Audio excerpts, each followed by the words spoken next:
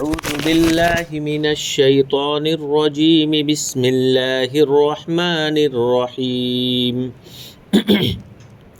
وأنزلنا من المعصرات ماء ثجاجا لنخرج به حبا ونباتا وجنات ألفافا إن يوم الفصل كان ميقاتا يوم ينفخ في الصور فتأتون أفواجا وفتحت السماء فكانت أبوابا وسيرت الجبال فكانت سرابا.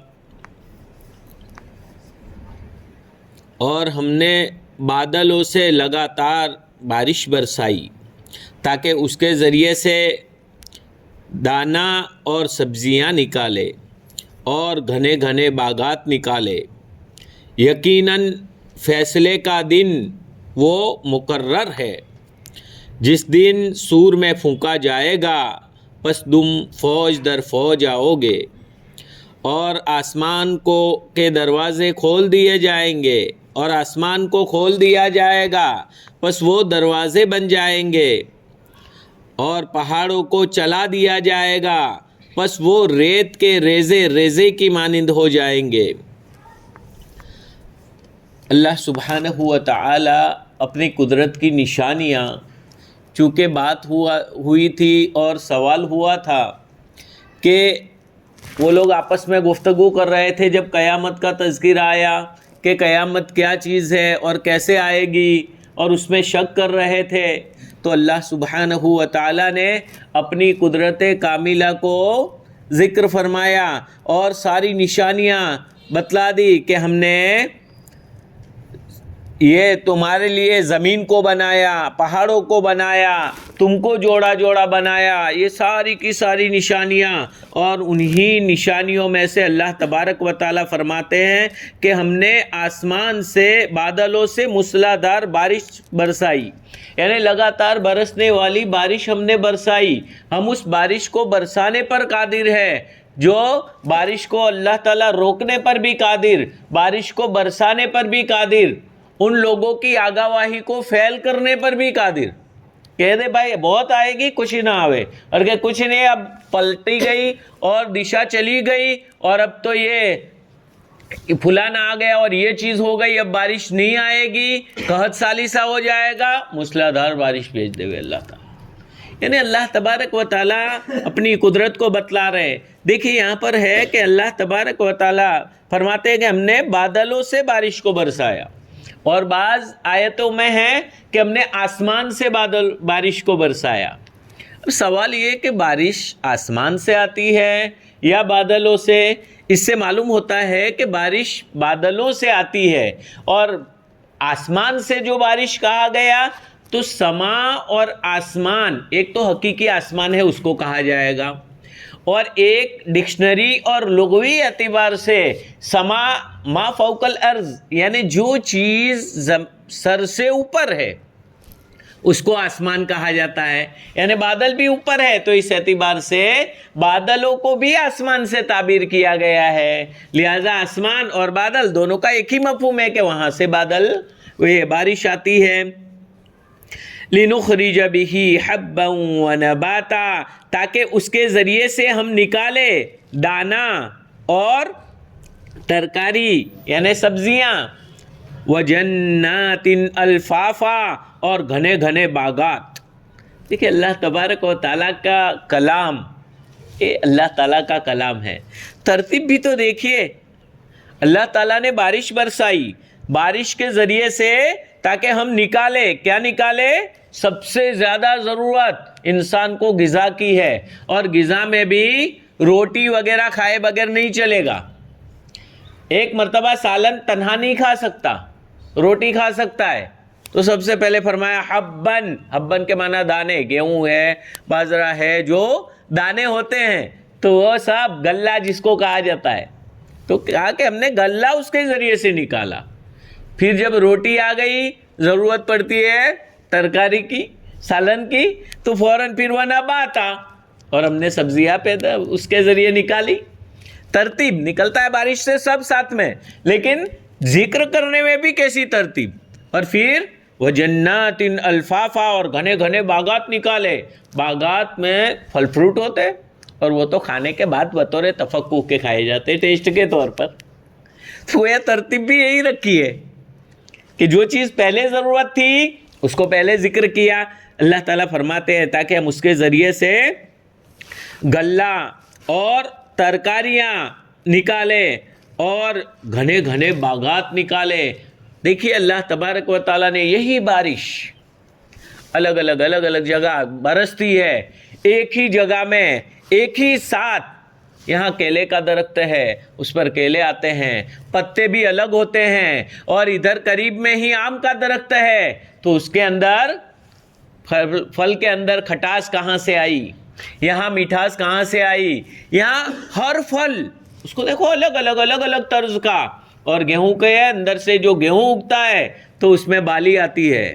تو یہ سارا کا سارا زمین بھی وہی ہے, پانی بھی وہی ہے, بس ایک دانہ. اور اتنا سا دانہ یہ اتنا بڑا کہاں سے آیا؟ خدا کی قدرت کو تو دیکھو. اس ایک دانے کو رکھ دیا اور رکھنے کے بعد پھر اللہ تبارک و تعالیٰ اندر سے پتیوں کو نکالتے ہیں. پتیاں کہاں سے آئی؟ اندر پھل فروٹ. ارے ناریل کو دیکھو, اوپر اتنے اوپر بغیر موٹر کے پانی چڑھتا ہے اور پانی پتوں پر بھی نظر نہیں آئے گا, سیدھا پانی پھل کے اندر جائے گا, اندر کھوپرا بھی جمے گا. کیسی اللہ تبارک و تعالیٰ کی قدرت تو دیکھو کہ اندرونی کام کیسا ہو رہا ہے. باہر ہمیں کچھ نظر نہیں آتا, ہرا پھلی نظر آتا ہے, لیکن اندر کیسی کیسی کاریگریاں ہو رہی ہے. اور کیسے کیسے پھلوں میں کیسے کیسے وٹامن رکھ دیے, کیسی کیسی چیزیں رکھ دی, قوت کی چیزیں اللہ تبارک و تعالیٰ نے رکھ دی. اور اللہ تبارک و تعالیٰ نے یہ ساری نباتات وغیرہ دیکھو, سوکھی زمین ہوتی ہے, بارش آتی ہے تو لہلہاتی ہو جاتی ہے اچانک سے. اور اللہ تعالیٰ کی ایک مخلوق تو عجیب و غریب ڈراؤں کرتی شروع ہو جاتی ہے. مینڈک کہیں نظر نہیں آتے, کہیں نہیں ہوتے, کہیں ایک مرتبہ بارش ہوئی تو رات جیسے پیدا ہو گئے ہو, سو آنکھ کھلے تو ڈراؤں نظر آنے لگتی ہے. یہ اللہ تبارک و تعالیٰ کی قدرت ہے. پورے سال تک سوکھا اس کو سنبھال کر رکھنا, پھر بھی جاندار بغیر کھائے پیے. مینڈک کے بارے میں محققین نے لکھا ہے کہ وہ زمین کے اندر ایسے ہی سوکھا ہو کے پڑا رہتا ہے, اور جیسے ہی بارش آتی ہے تو پھر تر و تازہ ہو جاتا ہے, پھر کودنے لگتا ہے. تو یہ بغیر کھائے پیے اس طرح سوکھا اور پھر بھی زندہ. لوگ اصحاب کہف پر اعتراض کر رہے تھے کہ اتنے مدت زندہ کیسے رہے. اللہ تبارک و تعالیٰ چاہے تو یہ مینڈک کو دیکھ لو, نمونہ موجود ہے. اللہ تعالیٰ نے ہر چیز کا نمونہ بھی سامنے رکھ دیا ہے, اپنی قدرت بتلا رہے کیسا قدرت والا ہے, کیا کیا کرتا ہے. ہم پھل وغیرہ کھاتے ہیں, ساری چیزیں کھاتے ہیں, گیہوں کھاتے ہیں, بازار ساری چیزوں کو استعمال کرتے ہیں, روٹی کھاتے ہیں, لیکن کبھی غور نہیں کرتے. میں غور کرنا چاہیے کہ یہ مولا کیسا قدرت والا ہے, کیسے طاقت والا ہے, اور اس مولا نے ہمارے لیے اتنے گناہوں کے باوجود کتنی بہترین چیزیں زمین سے اگائی ہے, اور بہترین چیزیں ہم کھا رہے ہیں روزانہ 3 مرتبہ, صبح ناشتہ, دوپہر میں کھانا, شام کو کھانا, بلکہ ایکسٹرا بھی چلتا رہتا ہے کبھی کبھار. تو یہ اللہ تبارک و تعالیٰ کی طرف سے ہی حاصل ہوتا ہے. وَجَنَّاتٍ الْفَافًا اور گھنے گھنے باغات, یعنی بالکل ملے اور بہت زیادہ گیچ, جہاں جنگلوں کی طرح ملے ہوئے درخت ہوتے ہیں, ایسے باغات بھی اللہ تبارک و تعالیٰ فرماتے ہم نے نکالے. یہ سب انسانوں کے لیے کہا کہ ہماری قدرت کو مان لو کہ جب میں اتنا سارا کر سکتا ہوں تو کیا اس دنیا کو ختم نہیں کر سکتا؟ کیا تمہیں دوبارہ زندہ نہیں کر سکتا؟ اتنی الگ الگ سبزیاں, اتنی الگ الگ یہ ساری چیزیں میں پیدا کر سکتا ہوں بارش کے ذریعے سے, تو کیا انسان کو میں دوبارہ زندہ نہیں کر سکتا؟ اس دنیا کو ختم نہیں کر سکتا؟ جو میں پیدا کر سکتا ہوں تو ختم کرنا تو آسان ہے. کسی مشینری چیز کو بنانا مشکل ہے، توڑنا مشکل نہیں ہے، تو ختم تو آرام سے میں کر سکتا ہوں. اب اس کے بعد اصل مقصد پر آ گئے اللہ سبحانہ و تعالی. ان یوم الفصل کان میقاتا، یقیناً فیصلے کا دن وقت مقررہ ہے، آنے والا ہے. تم چاہے یقین کرو یا یقین نہ کرو، چاہے اس کو مانو یا نہ مانو، اپنے دل میں بٹھاؤ یا نہ بٹھاؤ، لیکن فیصلے کا دن آنے والا ہے اور ہونے والا ہے. اس لیے اس کا انتظار کرو. کب آئے گا کہ اللہ تبارک و تعالیٰ ہی بہتر جانتے ہیں. اللہ تبارک و تعالیٰ کے علاوہ اور کوئی نہیں جانتا. 5 چیزوں کا علم اللہ تبارک و تعالیٰ کے علاوہ کسی کو نہیں ہے. 5 چیزوں کا علم اللہ تبارک و تعالیٰ کے علاوہ کسی کو نہیں ہے. حضرت امام مالک رحمۃ اللہ علیہ کے بارے میں آتا ہے غالباً، یا کوئی اور بزرگ، رات کو سوئے، خواب میں حضور اکرم صلی اللہ علیہ وسلم کی زیارت ہوئی. پوچھا، اے اللہ کے رسول صلی اللہ علیہ وسلم، میری موت کب آئے گی؟ تو اللہ کے رسول صلی اللہ علیہ وسلم نے یوں 5 کے ذریعے اشارہ کر دیا. صبح اٹھے حیران، 5 دن 5 گھنٹے حضور نے فرمایا. کیا فرمایا؟ کیا مطلب کہ اٹھنے کے بعد 5 گھنٹے ہی جیوں گا، 5 دن جیوں گا، یا 5 مہینے یا 5 سال؟ کیسے؟ تو اس زمانے کے ابن سیرین رحمۃ اللہ علیہ خواب کی تعبیر کے بڑے امام تھے. ان کے پاس بھیجا خادم کو، کہا کہ تجھے یہ خواب نہیں آ سکتا. کہا کہ امام مالک رحمۃ اللہ علیہ کو آیا ہے، انہوں نے مجھے بھیجا ہے. ہاں وہ دیکھ سکتے ہیں. ان کو جا کے بتلانا کہ کوئی 5 گھنٹے بھی نہیں ہیں، 5 دن بھی نہیں ہیں. یہ آپ کو اشارہ کیا ہے اس قرآن کریم کی آیت مبارکہ کی طرف کہ ان اللہ عنده علم الساعہ، کہ اللہ تبارک و تعالیٰ کے پاس ہی قیامت کا دن، یعنی 5 چیزوں کا علم یہ سوائے اللہ تعالیٰ کے کسی کو نہیں ہے. ان اللہ عنده علم الساعہ، قیامت کب آئے گی، کس وقت آئے گی، کیسے آئے گی، اللہ تبارک و تعالیٰ کے پاس علم ہے اور کوئی نہیں جانتا. انہی 5 چیزوں میں سے ایک یہ ہے، ان اللہ عنده علم الساعہ وینزل الغیث. دوسرا، بارش وہ نازل کرتا ہے. بارش کہاں ہوگی، کتنی ہوگی، کس علاقے میں ہوگی، کون سے علاقے میں نہیں ہوگی، اللہ تبارک و تعالیٰ کے تو علاوہ کوئی قطعی طور پر نہیں بتلا سکتا. اندازہ دینا الگ چیز ہے کہ بادل دیکھے تو کہ بارش آئے گی، وہ ایک اندازہ ہے. تو وہ اندازہ لگانا الگ چیز ہے. یہاں بارش آئے گی، کبھی یہاں بارش ہوتی ہے، سٹی میں نہیں ہوتی، سٹی میں بارش ہوتی ہے، ایک ہی شہر ہے. لو تو وہ تو کہہ دیں گے ہم نے کہا تھا آئی تو کسی بھی جگہ آ گئی، لیکن کون سی جگہ آئے گی، متعینہ طور پر کتنی بارش آئے گی، تو یہ فکس طور پر 100% یقینی اللہ تعالیٰ کے علاوہ کوئی نہیں بتلا سکتا. ان اللہ عنده علم الساعہ وینزل الغیث. اور اسی طرح وما تدری نفس ماذا تکسب غدا، آئندہ کل کیا کمائے گا، وہ آئندہ کیا کھائے گا، کیا پیے گا، کچھ بھی پتہ نہیں ہے. زندہ بھی رہے گا کہ نہیں وہ بھی تو پتہ نہیں ہے. تو گویا کون سی زمین میں کہاں، آئندہ وما تدری نفس ماذا تکسب غدا، آئندہ کل کیا کمائے گا وہ بھی اس کو پتہ نہیں ہے. اور وما تدری نفس بأی ارض تموت، کون سی جگہ میں اس کو موت واقع ہوگی، کب آئے گی موت، کون سی جگہ میں آئے گی، یہ بھی کوئی پتہ نہیں ہے. تو اللہ تبارک و تعالیٰ کے پاس یہ قیامت ایک، ان اللہ عنده علم الساعہ وینزل الغیث. اور ایک چیز 5ویں چیز رہ گئی کہ وما تدری نفس ما فی الارحام. اچھا یہ کہ ماں کے پیٹ کے اندر کیا پل رہا ہے، لڑکا ہے، لڑکی ہے، گانٹھ ہے، کیا ہے، یہ بھی اللہ تبارک و تعالیٰ کے علاوہ. وہ بعد میں جب بچہ بن جائے پھر وہ آلات لگا کر کہہ دے کہ لڑکا ہے لڑکی ہے، وہ تو سب دیکھ کر بتلایا، وہ تو بعد میں باہر آنے کے بعد ہر ایک بتلا سکتا ہے. وہ نہیں، جیسے ہی نطفہ ٹھہر جاتا ہے تو اس وقت ابھی تو اندر جمع ہوا خون بن جاتا ہے، پھر گوشت کا لوتھڑا، اس وقت کسی کو کچھ بھی پتہ نہیں کہ اندر کیا بن رہا ہے سوائے اللہ تبارک و تعالیٰ کی۔ تو یہ 5 چیزوں کا علم صرف اور صرف اللہ رب العالمین ہی کو ہے۔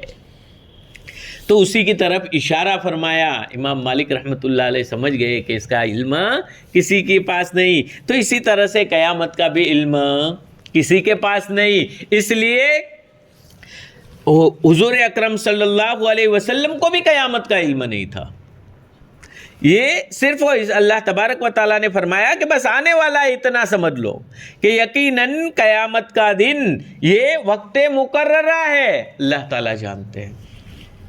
حدیث جبریل کے اندر جبرائیل علیہ السلام صحابہ کرام حضور اکرم صلی اللہ علیہ وسلم کے قدرتی رعب کی وجہ سے بعض چیزیں پوچھنے سے جھجک محسوس کرتے تھے، ڈر محسوس کرتے تھے اللہ کے نبی صلی اللہ علیہ وسلم سے۔ تو علم اور دین سکھانے کے لیے اللہ تبارک و تعالیٰ نے جبریل امین کو بھیجا، اور وہ بھی انسانی شکل میں بھیجا۔ سلام کر کے آ گئے، السلام علیکم، آئے سب تعجب، حضرت عمر فاروق رضی اللہ عنہ فرماتے ہیں ہم تعجب کرنے لگے کہ انسان یہاں کا نہیں ہے، تو اس پر سفر کے اثر بھی نظر نہیں آ رہے، باہر سے آیا ہوا ہو تو ظاہری بات ہے کہ مسافر ہوگا، لیکن سفر کر کے اس زمانے میں آوے تو میلے کپڑے اور یہ ایسی حالت بھی نہیں ہے، اور بالکل سفید کپڑے چمکتے ہوئے آ کے سیدھے حضور اکرم صلی اللہ علیہ وسلم کے پاس یہ اس طرح سے قاعدے میں بیٹھتے، اس طرح گھٹنے سے گھٹنے ملا کر بیٹھ گئے، اور وہاں پر آ کر اپنے ہاتھوں کو حضور کے رانوں پر رکھ دیا، اور ایک روایت کے مطابق اپنے رانوں پر رکھ دیا، یعنی ادب سے بیٹھ گئے، اور پھر پوچھنے لگے ایمان کیا ہے، اسلام کیا ہے، اس کے بارے میں احسان کیا ہے، یہ سب سوالات کیے۔ حضور اکرم صلی اللہ علیہ وسلم نے ایمان بتلایا کہ ایمان کہ مل اسلام کیا ہے، تو کہا کہ اللہ تعالیٰ کے گواہی دے دو، تم زبان سے گواہی دے دو کہ اللہ تعالیٰ کے سوا کوئی معبود نہیں، اور محمد رسول اللہ صلی اللہ علیہ وسلم اللہ کے رسول ہے، تو یہ اسلام ہے۔ کہا کہ ایمان کیا ہے؟ دیکھیے ایمان اور اسلام میں فرق ہے، پہلے آدمی مومن بنتا ہے، مسلمان بنتا ہے، پھر مومن بنتا ہے۔ مسلمان تو کہا جاتا ہے اور اسلام والا کہا جاتا ہے، ظاہری طور پر کلمہ پڑھ لیا، دل سے سر ایمان لیا تو مسلمان ہوا، لیکن ایمان کے لیے دل کی گہرائی کے اندر یقین کا بیٹھنا ضروری ہے۔ اس لیے پوچھا کہ ایمان کیا ہے، تو کہا ان تؤمن باللہ والیوم الآخر، تم اللہ پر ایمان رکھو، یوم آخرت پر، اور اچھی اور بری تقدیر پر، تو یہ تمہارا اور اس کی کتابوں پر، اس کے رسولوں پر، یہ سب یقین ہونا چاہیے کہ ساری دنیا غلط ہو سکتی ہے لیکن یہ چیزیں غلط نہیں ہو سکتی۔ رب ہے، یقینی بات ہے، رب سب کچھ کرتا ہے، یقینی بات ہے۔ سارا سائنس اسلام اور قرآن کے خلاف آ جاوے تو کہ سائنس جھوٹا ہے، سائنس ابھی یہاں تک نہیں پہنچا، میرا قرآن اور میرے نبی کی بات سچی ہے، میرے رب کا کلام سچا ہے، میرا رب کر رہا ہے، یہ آٹومیٹک نہیں چل رہی ہے دنیا، یہ سب میرا کرنے والی ذات میرے رب کی ہے، یہ یقین دل میں بیٹھ جائے، پھر آدمی ترقی کرتا ہے، پھر مقام احسان تک پہنچتا ہے۔ کامل احسان کا ان تعبد اللہ کأنک تراہ فإن لم تکن تراہ فإنہ یراک۔ کا احسان کیا ہے؟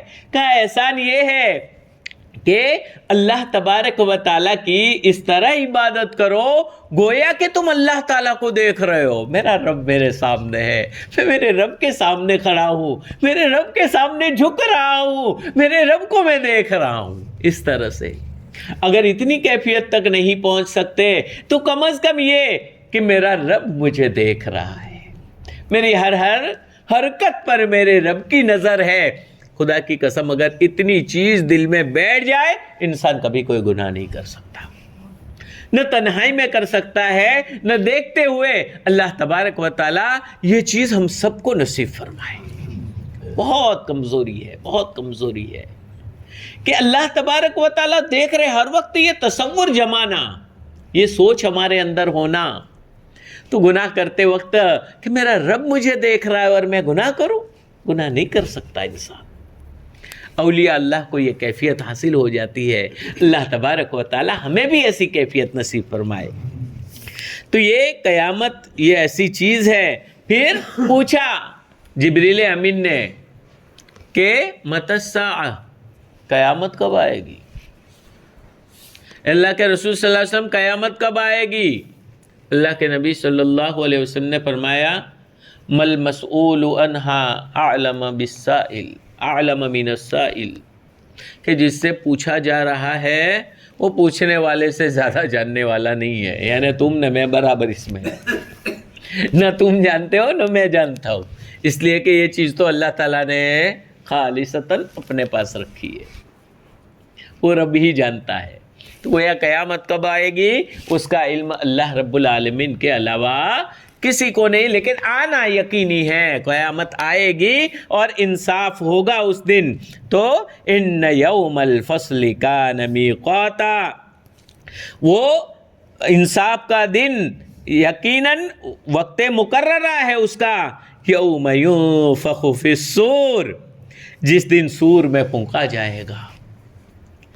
اسرافیل سور کی سینگ کی طرح سور کو لے کے منہ پہ لگا کے بیٹھے ہیں، بس اللہ تبارک و تعالی حکم دے دے تو میں پھونک مار دوں۔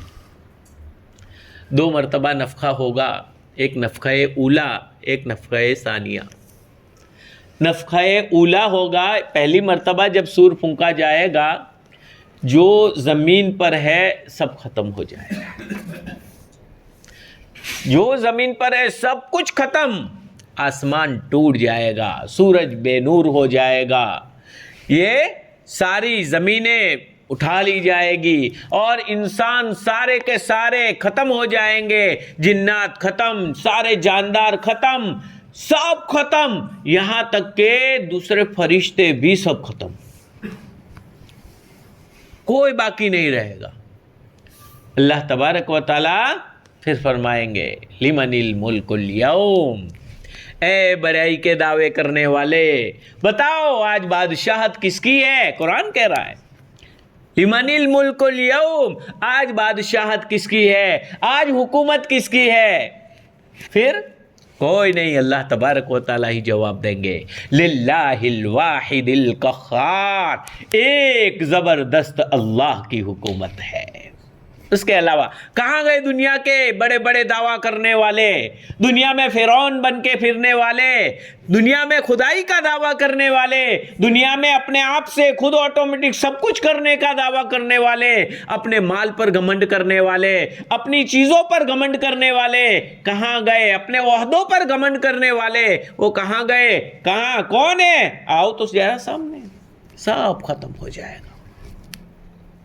تو یہ پہلی مرتبہ نفخہ اولا کا یہاں پر تذکرہ ہے، یوم ینفخ فی الصور فتأتون افواجا، پس تم فوج در فوج آؤ گے۔ یہ فوج در فوج آنا یہ نفخہ ثانیہ کا تذکرہ ہے۔ نفخہ اولا میں تو یہ جو میں نے بتلایا نفخہ اولا کا تذکرہ تھا کہ سب ختم ہو جائے گا، اور پھر دوبارہ اسرافیل کو زندہ کر کے حکم دیا جائے گا کہ چلو سور پھونکو، تو وہ سور پھونکیں گے تو پھر سب زندہ ہو جائیں گے، اور پہلے جو مر گئے وہ بھی، اور ابھی آدم علیہ السلام سے لے کے آخری انسان تک سب کے سب زندہ ہو جائیں گے۔ تو یہ نفخہ ثانیہ یعنی دوسری مرتبہ سور پھونکا جائے گا، سب اٹھ جائیں گے۔ کیسے اٹھیں گے؟ یہاں اللہ تبارک و تعالیٰ جب انسان کو پیدا کرتے ہیں نا، بالکل برہنہ، کچھ بھی اس کے پاس ہوتا نہیں ہے، نہ پاؤں میں جوتا ہوتا ہے، نہ بدن پر کپڑا ہوتا ہے۔ دنیا میں اس کو عظمت کے طور پر کپڑے وغیرہ اللہ تبارک و تعالیٰ نے پہننے کے لیے دیے، حتیٰ کہ انتقال ہو جائے تو وہاں پر بھی ادب احترام کے ساتھ، لیکن جب قیامت میں اٹھیں گے، سور پھونکا جائے گا اور قیامت کے اندر اٹھیں گے تو وہاں پر بدن پر کپڑا بھی نہیں ہوگا، سب برہنہ ہوں گے، اور ختنہ کی ہوئی چمڑی کو بھی اللہ تبارک و تعالی واپس لا کر وہاں چپکا دیں گے، جیسا پیدا ہوا تھا ایسا، نہ پاؤں میں جوتے ہوں گے۔ ماں عائشہ صدیقہ رضی اللہ تعالیٰ عنہ نے حضور اکرم صلی اللہ علیہ وسلم کے سامنے عرض کیا کہ اللہ کے رسول صلی اللہ علیہ وسلم، اس دن سب برہنہ مرد اور عورتیں سب، کیونکہ وہ تو پردے والی عورتیں تھی اور پابند، تو یہ تو کہ بہت شرم کی بات ہے۔ تو کہا عائشہ اس دن معاملہ اس سے بھی بڑا خطرناک ہوگا، کسی کو کسی کی طرف دیکھنے کی فرصت ہی نہیں ہوگی، اتنا خطرناک معاملہ ہوگا۔ دوسری جگہ اللہ تبارک و تعالیٰ نے قیامت کے احوال کو ذکر کرتے ہوئے فرمایا کہ ہر دودھ پلانے، ہر حمل والی عورت اپنے حمل کو جن دے گی، یعنی پیٹ سے کچا بچہ نیچے زمین پر گر جائے گا۔ قیامت اتنی ہولناک اور خوفناک ہوگی۔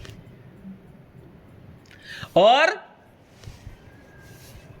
مرضعہ، دودھ پلانے والی عورت یعنی ماں اپنے بیٹے کو پھینک دے گی۔ ماں کبھی اپنے بیٹے کو پھینک سکتی ہے؟ بھول جائے گی، بھول کر پھینک دے گی کہ میرے گود میں بچہ ہے، وہ بھی نہیں، افراتفری کا ماحول۔